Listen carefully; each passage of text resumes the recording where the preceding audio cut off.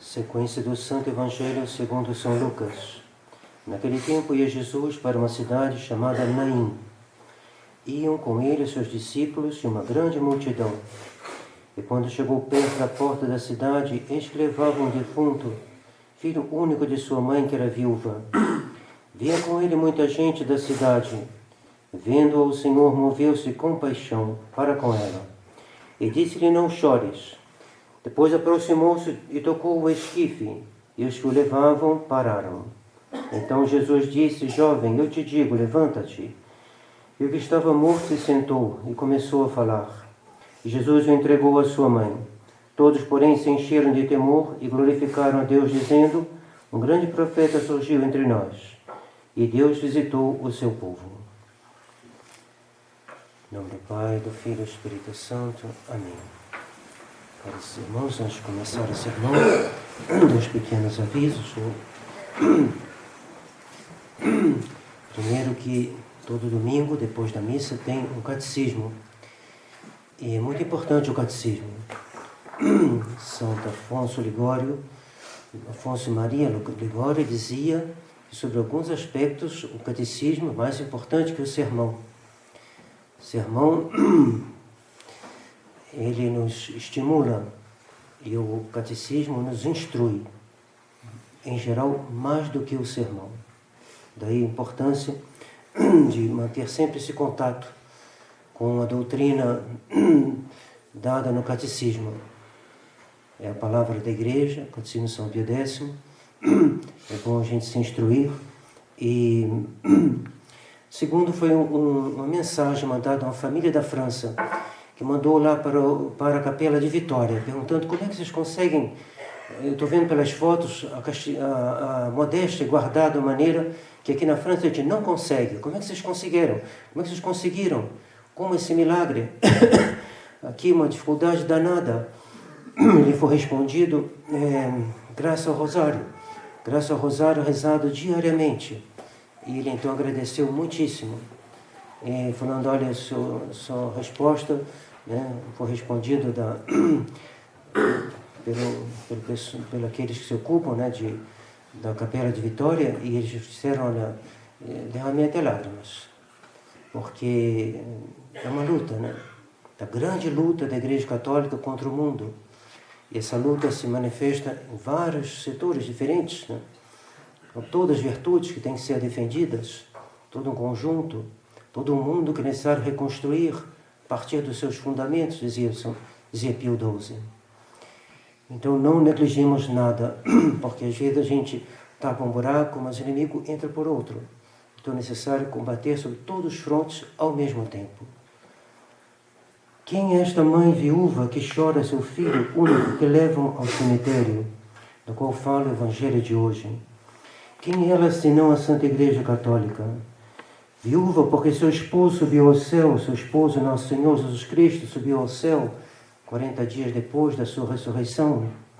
Mãe porque lhe foi confiado um grande número de filhos. Mas hoje ela chora e chora sobre um filho único. Único porque cada um de nós é como um filho único para nossa mãe, a Santa Igreja. Ela chora porque ela nos vê em situação calamitosa. E o risco da perdição eterna é extremo no mundo inteiro. Sempre foi, mas nos tempos atuais mais ainda. De qualquer lado que se volte nossos olhares, só vemos ciladas armadas as almas. A mais perigosa destas ciladas de respeito à própria Igreja. A viúva do Evangelho de hoje representa a Santa Igreja Católica. Mas onde está a Santa Igreja Católica? A Igreja Católica foi e será sempre a mãe da cristandade, dessa cristandade que fez a glória do Ocidente e que transformou a sociedade pela prática das virtudes que o mundo hoje parece incapaz de compreender. E não só do Ocidente, mas a Igreja se expandiu no mundo inteiro. É difícil para nós todos entender, por exemplo, o que foi a caridade, o que foi essa sociedade formada, forjada, modelada pela caridade de Nosso Senhor, comunicada pela Santa Igreja. Porque o que é a Igreja senão Jesus Cristo comunicado comunicado, espalhado e presente, que foi, por exemplo, a caridade para com os pobres, nos tempos em que a lei do Evangelho regia as nações. São Luís, rei de França, convidava os pobres à sua mesa e os servia com suas próprias mãos. Muitos reis, rainhas e nobres faziam o mesmo. Outros não só praticavam caridade para com os pobres, mas abraçavam a pobreza ela mesma, deixando palácios para fazer os trabalhos mais humildes num obscuro mosteiro, numa simples comunidade de monges que levavam uma vida pobre, humilde e mortificada. São Paulo lhes havia dado o exemplo, ele que recolhia donativos em toda parte para levá-los aos pobres de Jerusalém, e pedia orações para que este serviço fosse agradável a esses pobres, que lhe fizesse de maneira que os agradasse. Como ele diz na Epístola aos Romanos, se fazia com que inferior aos pobres, dizendo, rezem para que este serviço eu o faça de maneira que eles se agradem. A caridade fazia dos pobres reis, que eram servidos pela caridade dos santos, e juntamente com a caridade dos bens materiais, a Igreja fazia a caridade da verdade, a caridade da redenção das almas, lhes dando não só bens materiais, mas os bens espirituais e eternos. Veio o protestantismo, veio a Revolução Francesa, e que se viu? Que se viu no mundo outrora católico. Viu-se a sociedade católica desaparecer e dar lugar a uma nova sociedade, sem fé nem caridade. Na Inglaterra, quando ela era católica, os pobres encontravam abrigo e proteção nos mosteiros. Mas quando o rei Henrique VIII se separou da igreja e se fez protestante, o peso da pobreza esmagou os pobres. Uma lei ordenava, a partir de então, a prender os mendigos, que não podiam trabalhar. Quanto aos que podiam trabalhar, eles eram flagelados se não se mendigassem. Não basta ter saúde para trabalhar. Quantas pessoas conhecem o drama do desemprego? Pois bem, se fosse encontrado um desempregado, ele era flagelado. E se continuassem a pedir esmolas, tinham a orelha direita cortada. E se mesmo assim continuavam, eram condenados à morte. País protestante. Logo que a caridade foge, entra esses costumes. Sob o reinado de Eduardo VI, o parlamento inglês mudou a lei, instituiu que todo pobre, tendo saúde, que ficasse 3 dias sem trabalhar, seria marcado com ferro em brasa e ficaria 2 anos como escravo da pessoa que o denunciou. Boa maneira de arrumar dinheiro, mão de obra barata. Denuncia o mendigo, e o mendigo tem que trabalhar 2 anos para ficar ao seu serviço durante 2 anos, marcado com ferro em brasa, para que todo mundo possa reconhecê-lo. Mas mesmo assim a miséria só fez aumentar na Inglaterra. Não era assim que procediam São Vicente e Paulo,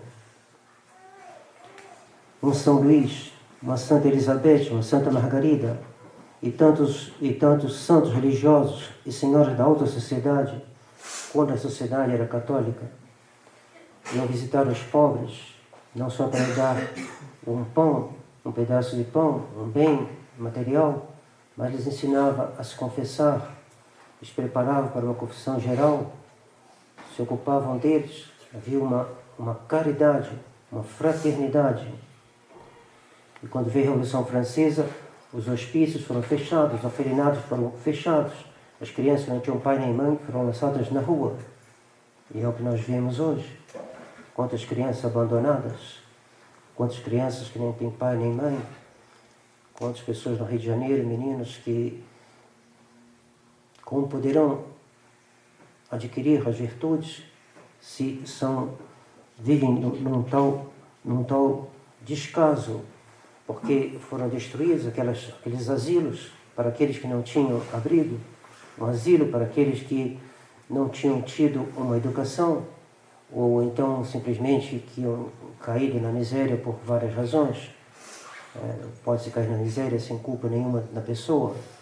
Alguém que, pela doença, roubado, uma guerra.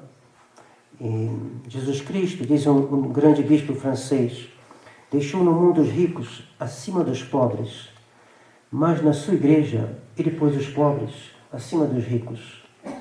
Ele deixou os pobres na dependência dos ricos quanto aos bens terrestres, mas ele deixou os ricos na dependência dos pobres quanto aos bens celestes.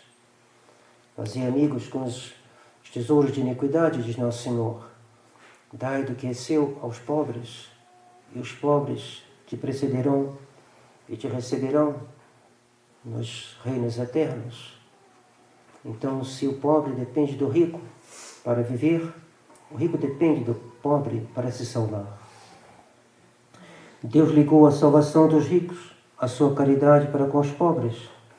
E a igreja, como uma mãe, atendeu ao corpo e à alma dos pobres e ensinou aos ricos a fazerem o mesmo. E daí nasceu a cristandade, onde o exemplo da caridade converteu os corações e criou-se uma mentalidade fundada na caridade. E até hoje, os países foram mais marcados por essa caridade de Deus, por esses santos que nós citamos. E até hoje é de lá que nos vem ajuda para a nossa escolinha. É de lá que nos vem ajuda para que crianças daqui possam ir estudar nos dominicanos. E de lá que vem ajuda para que seminaristas possam transpor o oceano, para receber uma boa educação, boa formação da filosofia, da teologia.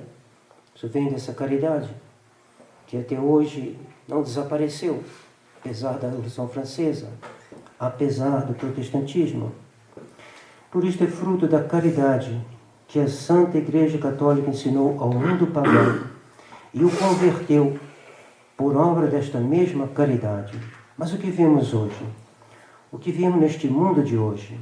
Vemos filhos da Igreja Católica serem arrastados, enganados, seduzidos por doutrinas que já não são mais aquelas que fizeram a Europa Católica, que fizeram o mundo católico, fizeram a América Latina católica. Uma nova cristandade pede para nascer, diziam antes do concílio. Que cristandade é essa? É uma nova cristandade construída à imagem de uma nova igreja. E aqui chegamos ao ponto mais doloroso da história do mundo moderno. A igreja chora não só os seus filhos que vivem na pobreza. A igreja chora não só os seus filhos que se perdem no vício, pobres ou ricos. A igreja chora não só os seus filhos que a abandonam, mas ela chora os seus filhos que deixam de ser católicos, por culpa de pastores que as enganam. A Santa Igreja chora sobre esta multidão de almas desorientadas, que estão morrendo sem o saberem. Almas que perdem a fé pensando conservá-la. Almas que caminham para a morte pensando caminhar para a vida. A Santa Igreja, sendo mãe, chora. A falsa igreja, a igreja conciliar, que não é mãe, exulta. Mas na sua exultação se vê uma certa inquietação, uma certa mescla de inquietação. A mãe verdadeira chora, a falsa não chora, mas tenta mostrar uma alegria falsa, que soa falso. Na verdade, podemos dizer que duas cidades, para tomar a imagem de Santo Agostinho, que disputam os homens. A cidade celeste, que é a Igreja Católica, e a cidade terrestre, que é a contra-igreja. Contra-igreja. Ou seja, a reunião daqueles que querem destruir a igreja, destruir a cristandade e botá-la sob o domínio de um outro, daquele que é o inimigo, daquele que é o pai da mentira, assassino desde o princípio. A cidade celeste é animada pelo amor de Deus, até o desprezo de si mesmo. Desses reis que deixavam seus palácios, iam entrar no mosteiro para se fazer os trabalhos mais humildes. Prezavam mais a Deus do que a sua posição, que eles deixavam. Carlomano era rei, ele deixou tudo para seu irmão e entrou no mosteiro. E não foi só um caso, tem vários. A cidade terrestre é animada pelo amor de si mesmo, até o desprezo de Deus. Exatamente o contrário. 2 amores, 2 cidades. 2 amores, 2 civilizações.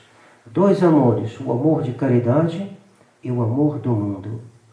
E esta igreja que se chama a ela mesma de conciliar e ecumênica. O que é ela? Grande pergunta. O que é esta igreja conciliar, que volta as costas para os ensinamentos da Igreja Católica, para os ensinamentos de São Pio X, de todos os papas até Pio XII? O que é ela exatamente? É ela a Igreja Católica ou ela é a contra-igreja, a qual nós acabamos de fazer alusão? Esta Igreja Conciliar não é a Igreja Católica, porque ela não chora a perda das almas. Ao contrário, ela é causa da perda das almas. Ela não tem pena das almas que se perdem. Ela não fala do inferno às almas ameaçadas de aí caírem.